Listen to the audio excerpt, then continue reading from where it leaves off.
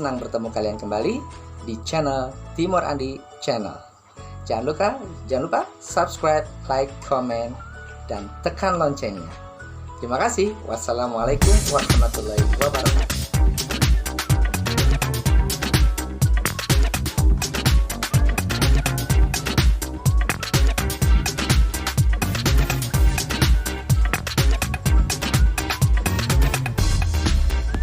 Assalamualaikum warahmatullahi wabarakatuh. Ketemu lagi dengan saya, Timur Andi. Hari ini kita akan belajar bersama lagi tema 1, subtema 1 dengan mata pelajaran ilmu pengetahuan alam kelas 6 SD. Sebelum belajar, mari kita berdoa terlebih dahulu. Berdoa dimulai. Selesai. Nah, anak-anak, kita akan belajar tentang perkembangbiakan generatif. Berikut tujuan pembelajaran. Tujuan yang pertama adalah menjelaskan perkembangbiakan generatif pada tumbuhan. Yang kedua, mengidentifikasi perkembangbiakan generatif pada tumbuhan. Sudah siap untuk belajar? Jangan lupa ya, catat materi yang penting. Apa itu perkembangbiakan generatif?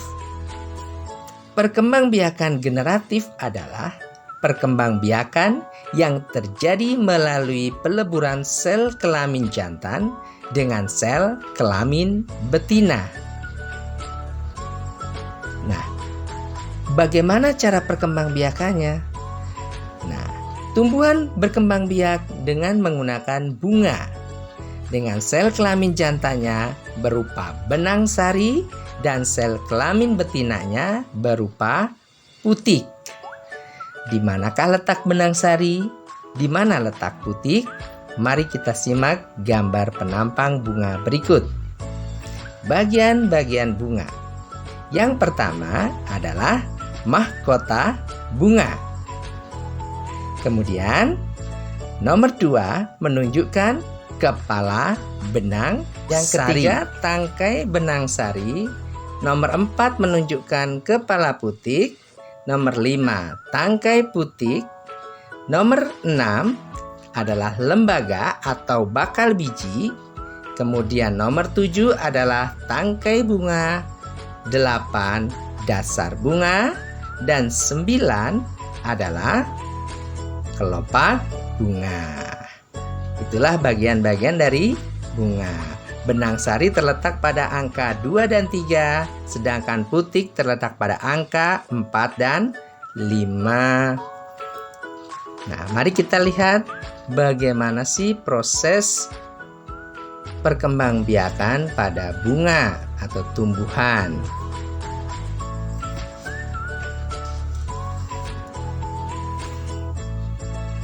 Nah, sebelum masuk ke proses perkembangbiakannya, Bapak akan contohkan tumbuhan yang berkembang biak secara generatif. Yang pertama ada durian, kemudian ada jeruk, selanjutnya ada mangga, kemudian ada rambutan, dan apel. Tentunya masih ada lagi tumbuhan yang berkembang biak secara generatif. Kesimpulannya, biasanya tumbuhan yang berkembang biak secara generatif akan memiliki buah, ya, atau bunga. Nah, sekarang kita masuk ke proses bagaimana bunga melakukan perkembangbiakan. Nah, tadi kita sudah bicara tentang putik dan benang sari. Nah, gambar yang diperbesar itu adalah kepala benang sari. Kepala benang sari memproduksi serbuk sari yang akhirnya serbuk sari jatuh ke kepala putik. Jatuhnya serbuk sari ke kepala putik disebut Bukan. Nah, setelah serbuk sari jatuh ke kepala putik, maka serbuk sari akan turun melalui pipa pada putik. Nah, kemudian serbuk sari akan menempel kepada lembaga atau bakal biji. Setelah menempel, maka akan terjadilah pembuahan, bertemunya sel sperma dan sel telur pada bunga. Nah, bagaimana urutan proses selengkapnya? Mari kita saksikan gambar berikut ini. Urutan proses perkembangbiakan generatif.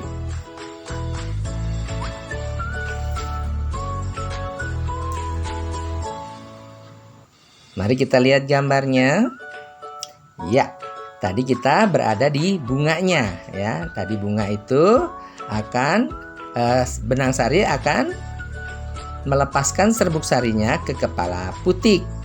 Kemudian serbuk sari yang jatuh ke kepala putik akan masuk ke saluran ya, polen, namanya saluran polen, kemudian masuk ke bakal biji. Kemudian bertemulah antara sel telur dengan sel sperma.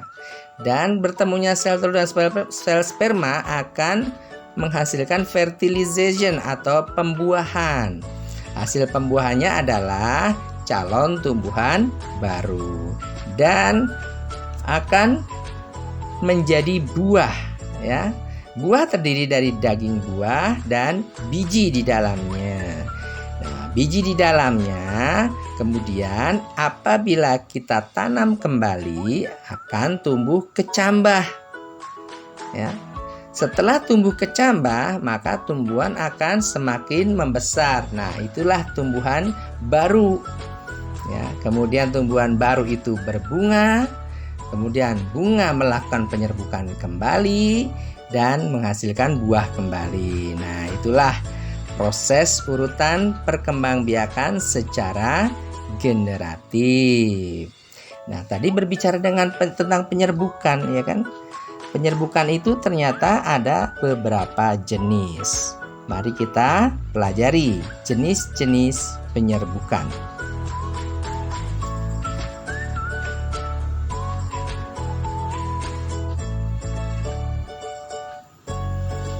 Jenis-jenis penyerbukan.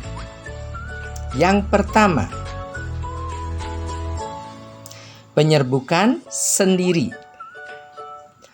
Penyerbukan sendiri adalah serbuk sari jatuh di kepala putik pada bunga yang sama. Jadi, satu bunga melakukan penyerbukan sendiri. Jadi, putiknya di bunga itu dengan benang sari di bunga itu sendiri, tanpa melibatkan bunga yang lain, ya. Jadi serbuk sari jatuh ke kepala putik bunga itu sendiri. Selanjutnya ada penyerbukan tetangga, yaitu serbuk sari jatuh di kepala putik pada bunga yang masih satu tumbuhan. Tumbuhannya ada satu, tapi bunganya ada banyak. Nah, bunga tersebut saling menyerbuki satu dengan lain. Bunga A dengan bunga B. Nah, serbuk sari pada bunga A jatuh ke kepala putik bunga B. Demikian dengan serbuk sari pada bunga B jatuh ke putik bunga A. Nah, itulah yang disebut dengan penyerbukan tetangga. Selanjutnya penyerbukan silang, yaitu serbuk sari jatuh di kepala putik pada bunga lain yang sejenis tetapi berbeda tumbuhan. Artinya ada dua tumbuhan, yaitu tumbuhan A dan tumbuhan B yang masih sejenis, sama-sama berbunga. Nah, bunga pada tumbuhan A menyerbuki bunga pada tumbuhan B. Demikian pula dengan tumbuhan B, bunganya menyerbuki bunga pada tumbuhan A. Ya, paham ya maksud Bapak ya? Oke. Itu yang disebut dengan penyerbukan silang. Ada dua tumbuhan berbunga dua-duanya, saling menyerbuki. Selanjutnya adalah penyerbukan bastar, yaitu serbuk sari, jatuh di kepala putik pada bunga yang berasal dari tumbuhan yang berbeda varietas. Kasusnya seperti penyerbukan silang. Ada dua tumbuhan, tumbuhan A, tumbuhan B. Tumbuhan A berbunga kuning, tumbuhan B berbunga merah. Bunga kuning menyerbuki bunga merah, sedangkan bunga merah menyerbuki bunga kuning. Nah, terjadilah penyerbukan dan yang akan menghasilkan bunga berwarna merah kekuningan. Nah, dalam proses penyerbukan tentu dibantu oleh pihak kedua, ya. Siapa saja yang membantu proses penyerbukan tumbuhan, karena tumbuhan tidak bisa bergerak sendiri. Yang pertama yang membantu adalah serangga. Bisa kupu-kupu, lebah, atau lalat, belalang, dan serangga lainnya. Serangga ketika mengisap madu pada bunga, kakinya menginjak pada benang sari. Nah, benang sari yang terinjak itu kakinya menginjak ke putik, sehingga terjadilah penyerbukan. Selanjutnya dibantu oleh manusia.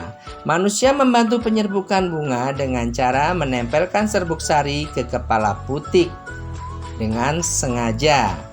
Biasanya yang dibantu manusia adalah vanili dan bunga anggrek, ya. Selanjutnya penyerbukan bisa dibantu juga oleh angin, ya. Nah, bagaimana cara kerjanya? Angin meniupkan bunga sehingga bunga serbuk sarinya berterbangan ke arah putik tersebut, ya. Jadi terjadilah penyerbukan karena gerakan angin. Kemudian yang membantu yang lainnya adalah burung.